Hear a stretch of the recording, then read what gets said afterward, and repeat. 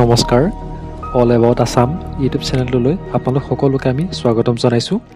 আমি আজি এই ভিডিঅ'টোত আলোচনা কৰিম অসমৰ সকলোৰে ভাল লগা আন এজন ইউটিউবাৰ যিয়ে নিজৰ কষ্ট, চেষ্টা, জ্ঞান আৰু প্ৰতিভাৰ বলত ইউটিউব জগতখনত সফলতা লাভ কৰিবলৈ সক্ষম হৈছে।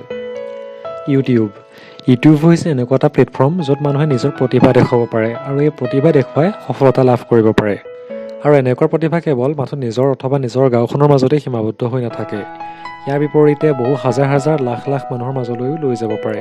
আৰু আমি আজি অসমৰ তেনেকুৱা আন এজন ইউটিউবাৰ বংকিম শইকীয়াৰ কথা আলোচনা কৰিম, যিয়ে নিজৰ প্ৰতিভা, জ্ঞান আৰু কষ্টৰ বলত ইউটিউব জগতখনত সফলতা লাভ কৰিবলৈ সক্ষম হৈছে। তেখেতৰ জন্ম হৈছিল 1990 চনৰ 16 ডিচেম্বৰ তাৰিখে। তেখেতৰ জন্ম গুৱাহাটীত আছিল যদিও তেখেতৰ দেউতাক মাজুলীৰ আছিল। তেখেতৰ পত্নীৰ নাম হৈছে ত্ৰিবেণী শইকীয়া আৰু তেখেতৰ পত্নী অৰ্থাৎ ত্ৰিবেণী শইকীয়াৰ ঘৰ অসমৰ গোলাঘাট জিলাৰ সৰুপথাৰত। বংকিম শইকীয়াৰ সৰুৰে পৰা ঘৰৰ অৱস্থা বৰ বেছি উন্নত নাছিল যদিও তেখেতৰ মাক দেউতাকৰ কষ্ট আৰু নিজৰ প্ৰতিভাৰ বলত জীৱনত উন্নতিৰ পথত বহুদূৰ আগবাঢ়ি যাবলৈ সক্ষম হৈছে।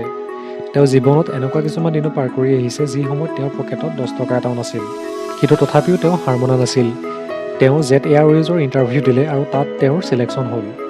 কিন্তু তাৰ পিছতো তেওঁৰ জীৱনত নানা ধৰণৰ সমস্যা দেখা দিছিল। যেতিয়া জইন কৰিবলৈ কোম্পানী 50,000 টকা পে' কৰিবলগীয়া হৈছিল আৰু সেই সময়ত তেওঁলোকৰ হাতত সিমানখিনি টকা নাছিল 50,000 টকা দিবলৈ, কিন্তু তথাপিও তেওঁ আশা এৰি নিদিলে। হাতত 10,000 টকা লৈ তেওঁ বম্বে গ'ল আৰু কোম্পানী জইন কৰিলে। যদিও সন্মুখত বহুতখিনি সমস্যা আছিল, তেওঁ নিজৰ ধৈৰ্য আৰু চেষ্টাৰ বলত সকলোবোৰ সমস্যাৰ লগত যুঁজ কৰি জীৱনত আগবাঢ়ি যাবলৈ সক্ষম হ'ল। এতিয়া আহিছোঁ তেওঁলোকৰ লাভ ষ্টৰীৰ মাজলৈ। বংকিম দাই কাটাৰত চাকৰি কৰি থকা অৱস্থাতেই পোনপ্ৰথমবাৰ ত্ৰিবেণী বাক লগ পাইছিল। ত্ৰিবেণী বাক প্ৰথমবাৰ লগ পাইছিল তেওঁ কাটাৰৰ ট্ৰান্সপৰ্ট অফিচত। লগ পোৱাৰ পিছত প্ৰথম তাৰ পৰাই তেওঁলোকৰ লাভ ষ্টৰীটো ফেচবুকৰ ফ্ৰেণ্ড ৰিকুৱেষ্টৰ যোগেদিয়ে প্ৰথম আৰম্ভণি হৈছিল। ত্ৰিবেণী বা যদিও বংকিম দাতকৈ 3 বছৰ ডাঙৰ আছিল, তথাপি তেওঁলোকৰ মাজত বহুখিনি মৰম আৰু বুজাবুজি আছিল। তেওঁলোকৰ এই মৰম, ভালপোৱা আৰু বুজাবুজিৰ মাজেৰে 2019 চনৰ 18 জানুৱাৰী তাৰিখে তেওঁলোক বিবাহপাশত আবদ্ধ হয়। বংকিম দাই কাটাৰ থকা অৱস্থাতে প্ৰথম বংকিম শইকীয়া নামৰ এটা ইউটিউব চেনেল খুলিছিল, কিন্তু তাৰপিছত এই ইউটিউব চেনেলটোৰ তেখেতে নাম সলনি কৰিলে আৰু তাৰপিছত তেখেতে ইউটিউব চেনেলটোৰ নাম ৰাখিলে Bankim and Triveni.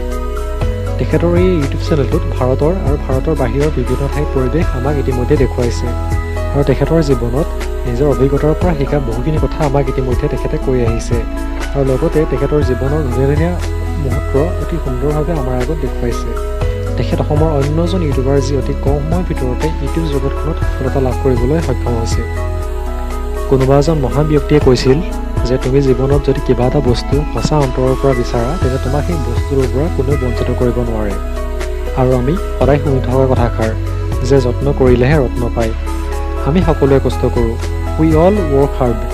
Every successful person works hard. কষ্ট বা হাৰ্ড ৱৰ্কৰ কোনো শ্বৰ্টকাট নাই। ছাকচেছ কিমান দূৰত আছে আমি ডিচাইড কৰিব নোৱাৰোঁ।